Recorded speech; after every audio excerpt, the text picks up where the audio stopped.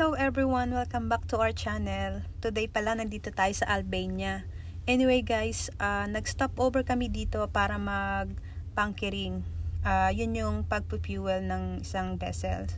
Anyway, nandyan yung aking mga kasama. And today we decided na maglakad-lakad papunta sa castle. Sabi nila medyo malayo daw ito, kaya nagdala ako ng camera para makapag-vlog-vlog din ako. Matagal kasi ako guys tumigil ng pag-vlog kasi sobrang busy namin dahil nag-charter kami with our guests. Kaya wala akong time mag-edit. And kapag sobrang busy, sobrang tamad ko rin mag-edit kasi yung konting oras ng pahinga ko ay itinutulog ko na lang. Hi, YouTube. Never make YouTube video. Are you famous? I stopped vlogging. Giselle? Pretty get rid of it. Rihanna? Before I was making money. Daniel? But I stopped making videos. Mirror woman.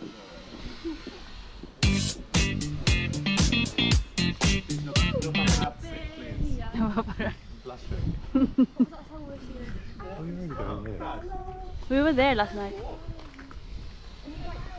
First time ko nga lang makarating dito sa Albania, kaya natuwa talaga akong mag-vlog. Isa pa, hiking ang aming gagawin papunta sa castle, kaya talagang gustong gusto ko din talagang i-take ng video para ma-share ko din sa inyo. Pero duda talaga ako sa mga kasama kong to.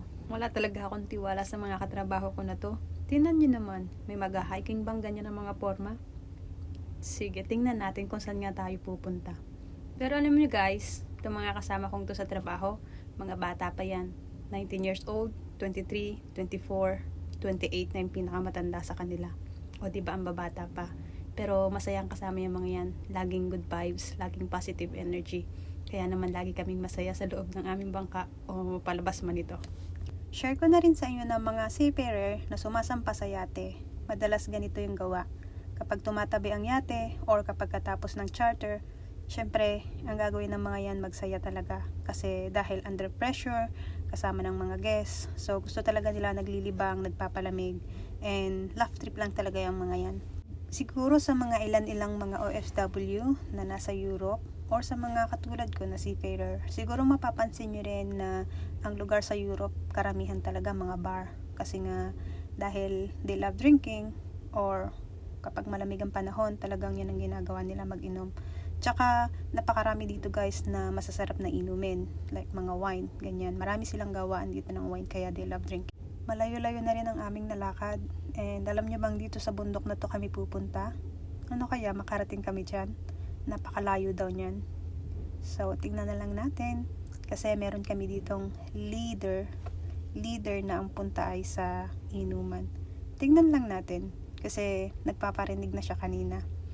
Gustong gusto nga pala nila guys na umuupo sila sa bar, nagiinom, kwentuhan, tapos naglalaro ng mga games, ganyan ang mga hiling nila. So minsan ako naboboard ako kasi sila lahat English, ako lang talaga yung Pilipino. So medyo ang layo ng kanilang trip sa mga trip ko. What are we going to do?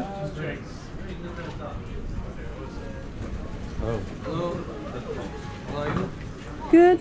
Thank you.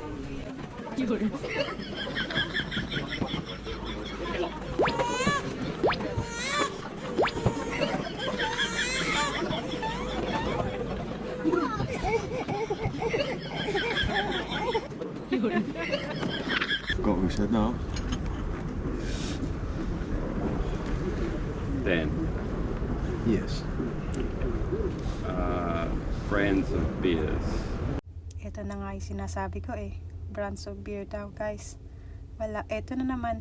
Siguradong may stock na kami dito maghapon. Maaga pa lang to guys ha.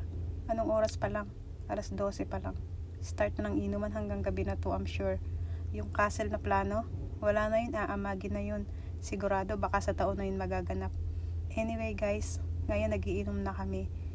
And naglalaro kami kung alam niyo yung games na pipikit yung magpapahula. Tapos, meron silang number na papahulaan sa pamamagitan ng magsasabi ng rate. For example, mga places na pwedeng puntahan or brands or drinks.